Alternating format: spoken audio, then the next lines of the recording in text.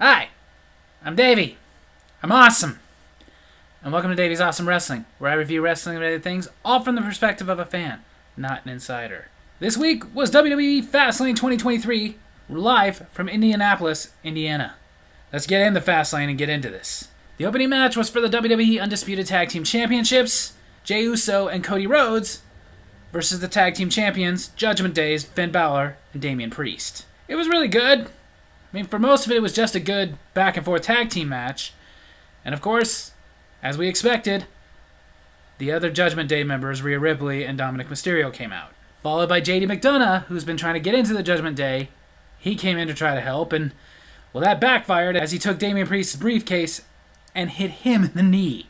And that took out Damian Priest, leaving Finn Balor alone with Jey Uso and Cody Rhodes, who, after some double-team work, followed by a crossroads, they got the pin, the win, and they are now the new WWE Undisputed Tag Team Champions. Which is kind of cool, but it's kind of weird to me. Jey Uso just left SmackDown, where he was part of one of the best tag teams in the world, moving on to new things, but really not, because now he's just the tag team champion again. But whatever. Can't take away from this match and give it a 4 out of 5. Yay! Second match, a 6-man tag. Eventually, Bobby Lashley and the Street Profits versus the LWO. Originally, Joaquin Wilde or Cruz del Toro was supposed to be a part of this, but they got taken out by the team of Bobby Lashley and the Street Profits, so they were advertising there was going to be a mystery partner, who didn't show up for most of it. Most of this match was a 3-on-2 handicap match, until the end when we finally got the mystery partner, Carlito, which I didn't guess. I thought it was going to be Dragon Lee. But Carlito came in at the end of the match, kind of tore through everybody, and got the win for the LWO. This match was okay, but that was about it. Just okay. There was excitement with Carlito coming in, and I'm kind of hoping he's a main fixture again, but who knows? He just keeps popping up here and there. But for this match particularly, I will give it a 3 out of 5.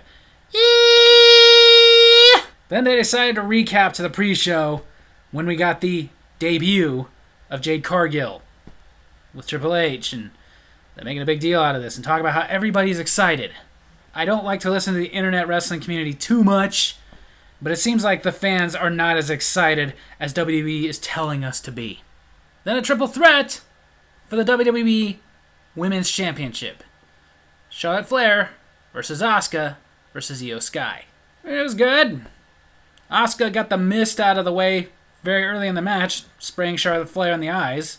But like I said, it was good. Had plenty of drama and everything, till the predictable ending, as Bayley came out and distracted the referee while Charlotte Flair had Asuka tapping out in the figure 8, allowing Io Sky to get the over the moonsault onto Charlotte Flair and pin her, retaining her women's championship. Which, here's the thing, even though it was predictable, I'm okay with it, because I didn't want Charlotte Flair being the champion. Where it was good, I would only give it a 3 out of 5. Yeah! Then out came Pat McAfee, wearing one of those championship belts they're selling that are like for football teams. I have no interest in buying one. And he came out to talk about how much he loves Indianapolis, because obviously he was a member of the Colts, and how they should have a WrestleMania, kind of like how John Cena had done in London, where he said they should have a WrestleMania in London. I hate to break it to you guys, they can't put a WrestleMania everywhere. And this was all so that Pat McAfee could introduce John Cena, which meant that we could get to the next match, John Cena and LA Knight versus the Bloodline, Solo Sikoa, and Jimmy Uso. Jimmy Uso's trying to get back into the Bloodline. This match was okay, but again, it was really nothing special. Felt like that kind of thing of like, hey, John Cena's here, we can put a match in here, let's give him something to do. That's just what it was.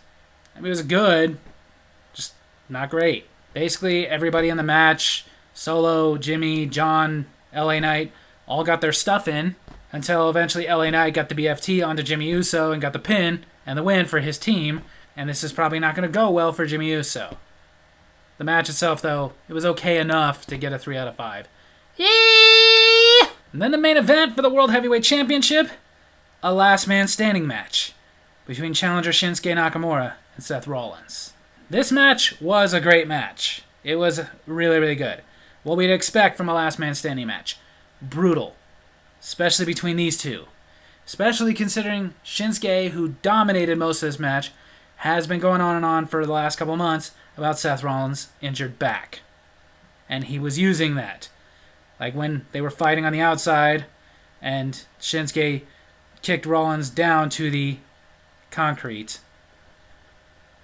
you could see the crash pad. Which, don't get me wrong, I don't want him to actually fall all the way to the concrete and really hurt himself, but do a little bit better on hiding the crash pad next time. Then there was even a point where Rollins set up a ladder to use it to throw Shinsuke into the announce table, but Shinsuke ended up climbing up the other side, spit mist into Rollins' eyes, and threw him through the announce table. But it was Rollins who, outside amongst the fans, got a curb stomp onto Shinsuke on a barricade, and then got the Falcon Arrow onto Shinsuke through a table onto the concrete floor, making it so Shinsuke could not answer the 10 count and Rollins could retain his championship. Which, as fantastic as this match was, I was kind of hoping they'd go the other way. Especially as a heel, I think it's long overdue for Shinsuke to be the champion. But Rollins is still the champion. This match was still great. I'd give it a 5 out of 5. So WWE Fastlane 2023 was again just okay. I will say it's better than the last one they did, Payback, but not by much. It had a 4, it had a 5, and then 3s. Then again, it only had 5 matches. But like Payback, it just felt like filler. It felt like this is an event we're doing to get to a real event. And I don't like that. It's one reason I feel like maybe WWE could calm down on the PLEs once in a while. Or since they got the brand splits, they could go back to, yeah, okay, they have one once a month, but this one is SmackDown, this one is Raw. A week before they had NXT No Mercy, they could have just left it alone for a couple of weeks. But they're kind of oversaturating it to the point that these PLEs are just no big deal. Only some of them are. I mean, granted, it was a big deal that a title changed hands, the tag team championships, but didn't really agree with that move. Because it's completely showing what they're doing. They're just giving Jey Uso and Cody Rhodes something to do. Like, we don't know for sure, but we just know they have long-term plans for both of them, but no short-term plans, so let's put the tag titles on them. Which also, in my opinion, just kind of hurts Jey Uso. If they wanted to have him do something in the short term, have him go feud with Gunther over the Intercontinental Championship, which they're making a big deal out of because he's now the longest reigning Intercontinental Champion of all time, yet he wasn't on the event. The United States Champion was on the event in a 6-man tag. Sort of. I don't know, just kind of like WWE Payback, I felt it was kind of lackluster. I felt it was the PLE that I was okay with because I have the network. However, if this was back in the day before the network, or if I didn't have the network and I ordered it on pay-per-view, I'd have been upset. And the fact is, 2 in a row like that could have been what makes me go, I'm done ordering. So kind of like WWE Payback, all I can say is, if you already have the network, it's worth checking out. But if you didn't have the network and you haven't ordered one of the replays, you're not missing much. Like Payback, it was okay. I would give it a 3 out of 5. Yay! So there you have it. That's my wrestling review this week. I hope you guys enjoyed it. And if you did, make sure to hit like, hit subscribe, hit the little bell so you get notifications when I post new videos, and leave a comment. Tell me what you thought of WWE Fastlane 2023. Love you guys.